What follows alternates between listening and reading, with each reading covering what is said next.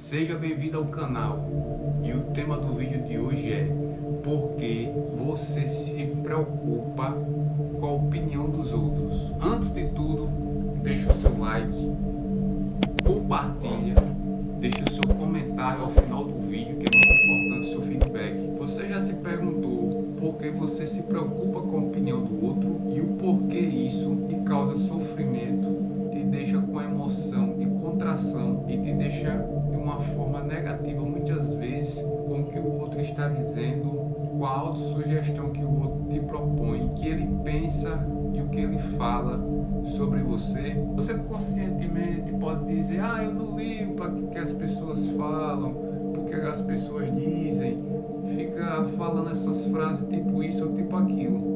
Mas muitas vezes você liga sim, muitas vezes você come do fruto proibido, e quando come do fruto proibido, importa, e quando importa, coloca isso para dentro. Mas hoje eu vou ensinar como a gente pode se blindar disso. Isso não significa que quando o outro falar, a emoção não seja disparada. Pode ser sim, a emoção pode ser disparada. Aliás, há muitas crenças ainda enraizadas que precisam ser ressignificadas e podem ser ressignificadas a partir do que o outro falou.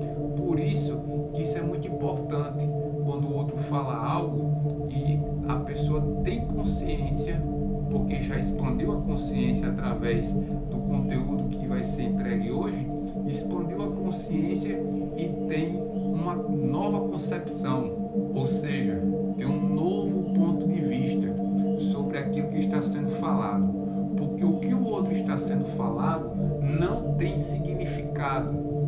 O significado sou eu quem dou, sou eu que interpreto, porque o que o outro está falando é através do ponto de vista dele, e o ponto de vista dele é através da sua caixa matriz, dos seus paradigmas, das suas crenças, pelo que ele viu, ouviu e sentiu repetidamente ou por impacto emocional. E aonde que ele sentiu, viu e ouviu repetidamente por impacto emocional ou por repetição? Na sua adolescência ou simplesmente na sua infância, principalmente na infância. Do 0 aos 5 anos de idade, a criança, ela generaliza tudo.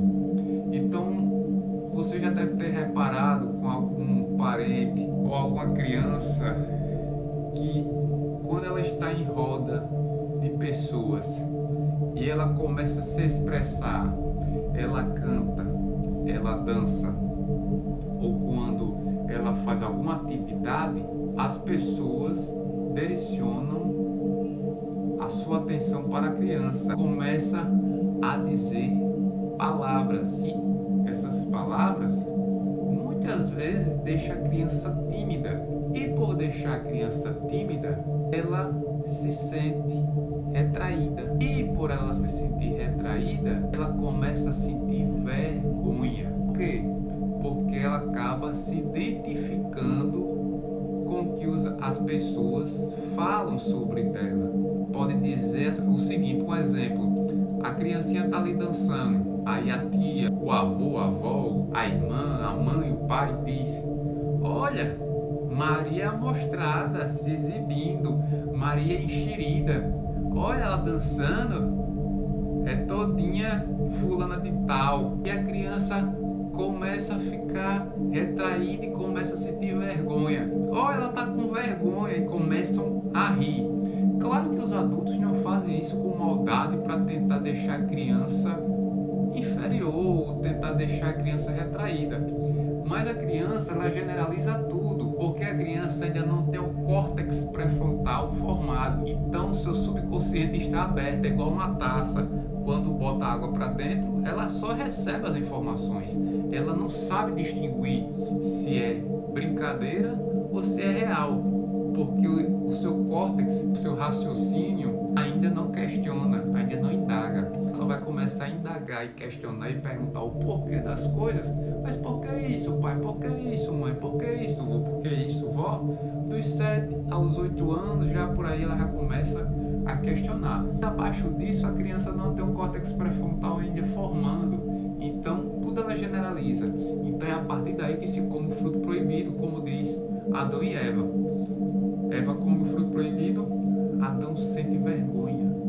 Por quê? Porque a criança começou a desconectar-se, começou a desconectar-se com a sua essência criativa, de experienciar a vida, de começar a viver o extraordinário, e se identificou com o ego, como personagem do que as pessoas disseram dela. Você é isso, você é enxerida, você é amostrada, você é exibida, você... Então tudo isso cria post-its.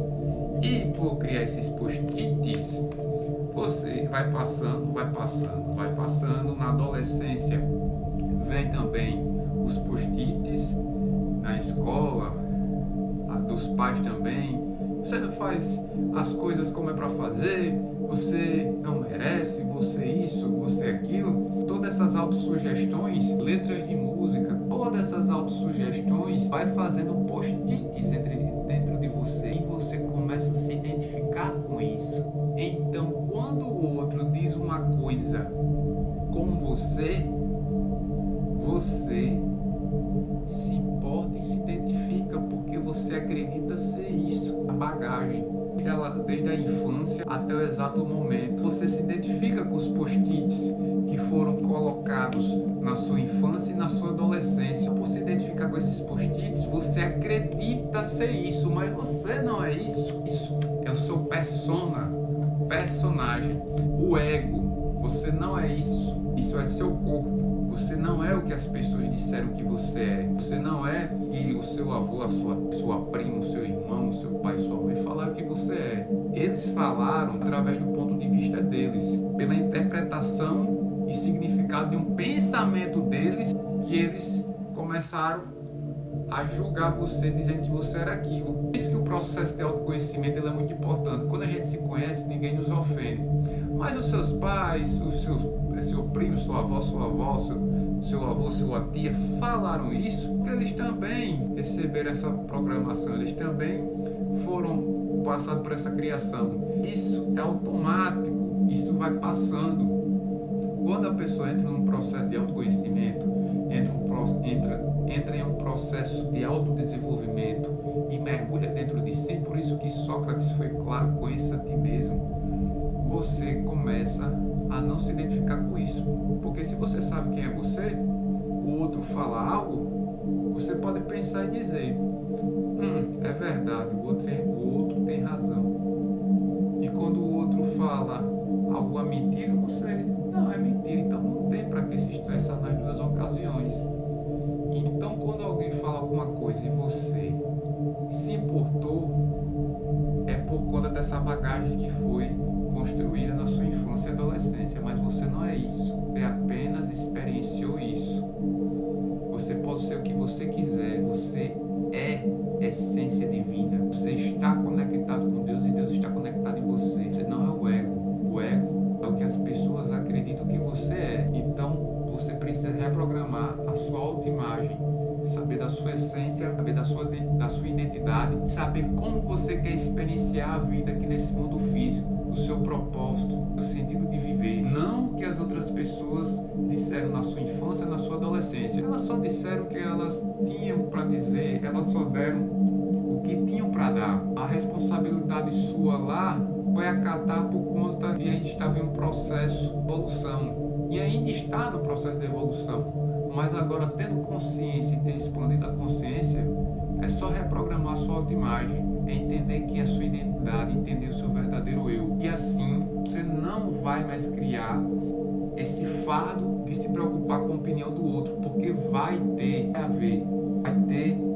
as palavras, vai ter os julgamentos, vai ter, cada um tem um livre-arbítrio, cada um vai dizer aquilo para você através do ponto de vista dele, através do paradigma dele. E não é o que o outro fala, mas como você reage ao que o outro fala. O vídeo de hoje termina por aqui. Se você gostou, deixa o seu comentário, se inscreve no canal, ativa o sininho. Forte abraço!